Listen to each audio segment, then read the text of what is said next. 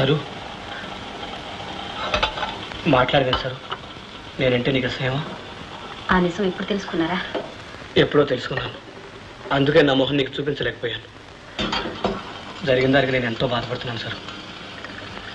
మీ మాటలు వినడానికి ఇక్కడ రాలేదు, వినే తీరికే లేదు. సరు,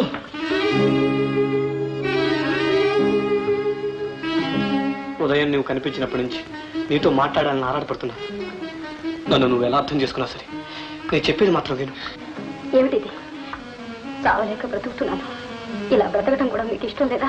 సరు, నిన్ను ప్రేమించింది నమ్మించి మోసం చేయడానికి కాదు, జీవితంలో నేను భాగస్వామినిగా చేసుకుందాం అనుకున్నాను. నీ ఆశలు ఆశయాలు తీర్చి నీ సంతోషంలో పాలు పంచుకుందాం అనుకున్నాను. కానీ మా నాన్నగారు బలవంతంగా సీతనిచ్చి పెళ్లి చేశారు. ఎదిరించే ధైర్యం లేకపోయింది. జరిగిన దానికి క్షమాపణ చెప్పుకోవటానికి ఇలా వచ్చాను. వెళ్ళు సరోజ.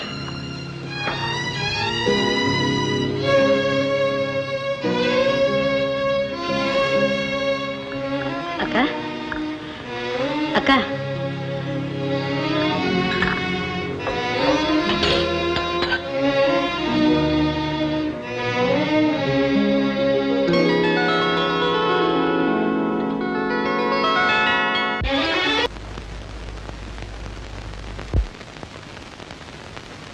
అక్క అక్క,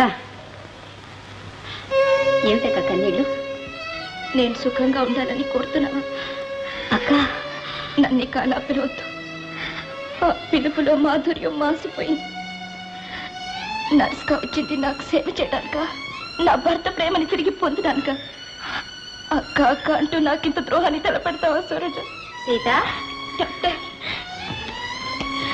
లేవకమ్మా లేవకు. ఈ సమయంలో నువ్వేం ఆందోళన పడకూడదు.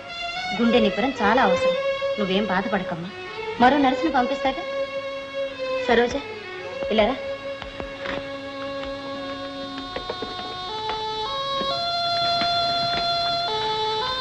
సరోజ, నీ ప్రవర్తన గురించి చాలా విన్నాను.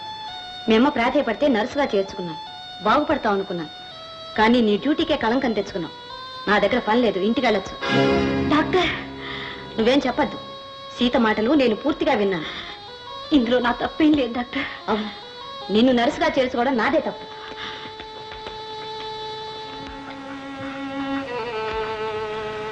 ఆఖరికి ఆ నర్సు పనికి కూడా నీళ్లు వదులుకొచ్చావు అన్నమాట. నేనేం వదులుకోలేదు నాన్న, డాక్టర్ నన్ను డిస్మిస్ చేసింది. ఊరికే ఎందుకు చేస్తుందే డిస్మిస్? ఏదో వెధవ పని చేసి ఉంటావు. అసలే ఆయాసంగా ఉన్నారు, ఎందుకండి అరుపులు? మొదటి నుంచి నా నోరు మూసే దాన్ని ఇంతవరకు తీసుకొచ్చాం. ఎన్ని సంబంధాలు చూసినా దీన్ని పెళ్లి చేసుకోవడానికి ఎవరూ ముందుకు రావడం లేదు. నేను బ్రతికుండగా దీనికి పెళ్ళవుతుందని నమ్మకం లేదు. ఈ బెంగతోనే కుళ్ళి చస్తాను. అప్పుడు ఏ అరుపులో ఉండవులే. చిదంబరం గారు. ఎవరు? చంద్రం బాబా. డాక్టర్ గారిని కూడా తీసుకొచ్చారా బాబు? ఇలా కూర్చోండి బాబు. ఎంత దయ బాబు. ఇందులో దయమే ఉందండి. మా ఫ్యాక్టరీలో ఎంతో కాలంగా కష్టపడి పనిచేస్తున్నారు. ఇబ్బందుల్లో మిమ్మల్ని ఆదుకోవటం మా ధర్మం. డాక్టర్, ఆయనకి వేరే జబ్బేం లేదు బాబు. అమ్మాయిని గురించి దిగులే. పెళ్ళిడికి వచ్చిన పిల్ల, దాని బ్రతుకు ఏమవుతుందో అని దిగులతోనే నెల రోజుల నుంచి మంచం పట్టారు. చాలా బలహీనంగా ఉన్నారు. మందు పంపిస్తున్న వాడండి. ధైర్యంగా ఉండడం చాలా అవసరం. ఏం ధైర్యం బాబు? ఫ్యాక్టరీలో పని అలాగే ఉండిపోయింది. పని చేయకుండా జీతం తీసుకోవడానికి నా మనసు ఒప్పడం లేదు. చంద్రం బాబు, మా సరోజకు టైప్ వచ్చు. నే కాస్త కోలుకునే వరకు ఆ పని మా అమ్మాయికి ఇస్తే బ్రతికిపోతాను బాబు. అలాగే, దానికి ఎంతగా అడగాల? డాక్టర్, మీరు రోజు వచ్చి వీరు చూస్తుండండి. చిదంబరం గారు, డబ్బుగా ఏమైనా ఇబ్బందిగా ఉంటే నాకు కబురు చేయండి, కావాల్సింది పంపిస్తాను. సమయానికి భగవంతుళ్ళే ఆదుకున్నారు బాబు. వస్తాను. Hello, Rajaram speaking. ఏంటి, మీ అబ్బాయి లండన్ నుంచి తిరిగి వచ్చాడా? ఎప్పుడు? అమ్మాయిని కూడానా? అలాగే, థ్యాంక్స్. పార్వతి, పార్వతి, ఒక శుభవార్త. మన రవీంద్ర గారి అబ్బాయి లేడు, రాఘవేంద్ర. కాదండి, రాఘవేంద్రరావు గారి అబ్బాయి రవీంద్ర. ఏమిటో ఈ ఇంద్రలు నాకు చాలా గందరగోళంగా ఉన్నాయి. అతను లండన్ నుంచి వచ్చాట, రాత్రికి డిన్నర్ అట. అమ్మాయిని కూడా తీసుకురమ్మన్నారు. పనిలో పని అమ్మాయిని అబ్బాయి చూసినట్టుంటుంది. అదేమిటండి, మన అమ్మాయిని వాళ్ళ ఇంటికి తీసుకెళ్ళడం బాగుంటుందా?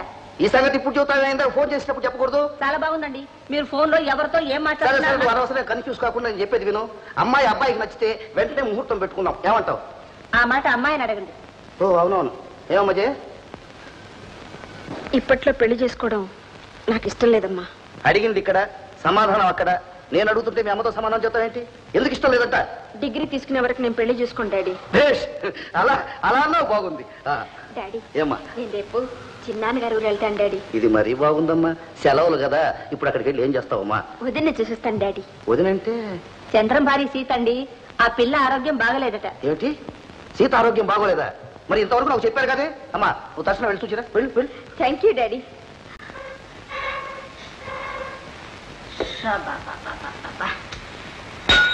ఈ పట్నం వాసంలో మనుషుల్లాగే ఈ కట్టు పొలాలు కూడా పొగలు ఎక్కువ. ఒక్కడు కూడా మండి చావదు. అమ్మా ఈ ఊళ్ళో పిడకలు దొరకలేదా? కట్టెపులను తిరుగుతున్నా ఏమంటారా నువ్వు? అమ్మా బొమ్మ అంటూ ఒంటిట్లో దగ్గర కన్న తల్లే గుర్తుపట్టలేకపోతే ఇక ఆ దేవుడు కూడా గుర్తుపట్టలేడు. అమ్మా నేనే చిట్టిది వేషం కట్టా. మరి ఏమిట్రా నాయన ఈ కర్మ? ఏం చేయమంటావు అమ్మా? అప్పుడు వాళ్ళ భార్యను తప్పించుకోవడానికి ఈ అవతారం ఎత్తా. ఏమో చిట్టిబాబు ఉన్నాడా? అమ్మా వాడు అప్పుడాడు. ఈ రాశి వాడికి తెలిసిందంటే నా డొక్క చూస్తాడు. అమ్మా అమ్మా అమ్మా అమ్మా అమ్మా అమ్మా అమ్మా. అదంతా కుదరదు, మర్యాద దక్కదు.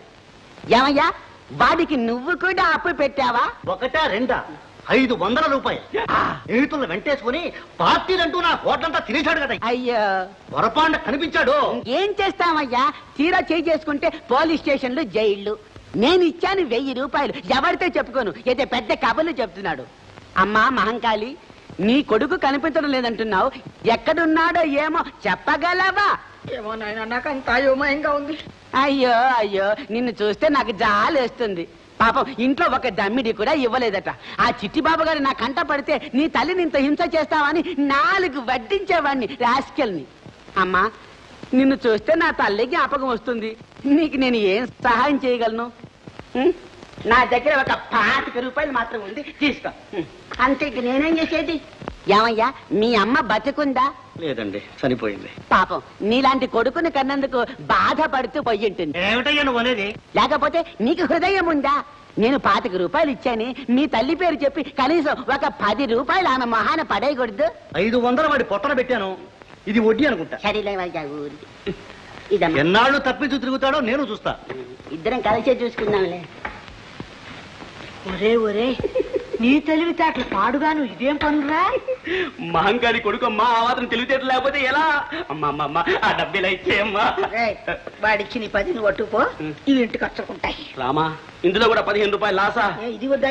అబ్బా అమ్మా